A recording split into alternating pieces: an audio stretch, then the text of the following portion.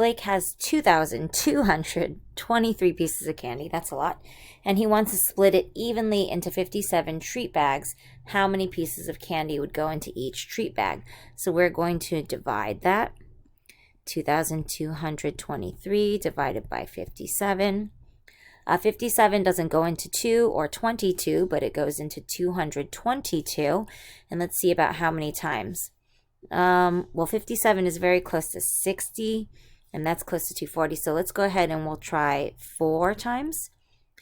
4 times 7 is going to be 28. 4 times 5 is 20 plus the 2. Oh, that's too big. Let me go ahead and erase that part. All right, so let's go ahead and we're going to try instead 3. Oh, I picked the wrong color. That's fine. 3 goes in, or 3 times 7 is 21. Carry the 2. 3 times 5 is 15. Plus the 2 is 17. When I subtract, 2 minus 1 is 1.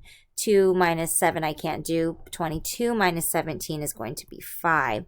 So 51, and 51 is smaller than my divisor, so I can move on. I'm going to bring down the 3. 57 would go into 513. How many times? Let's go, I think 8.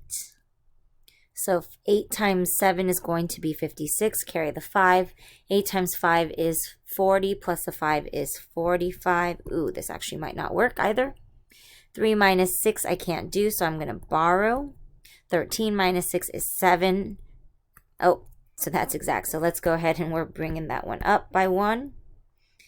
I'm going to erase that again. I'll write that part over.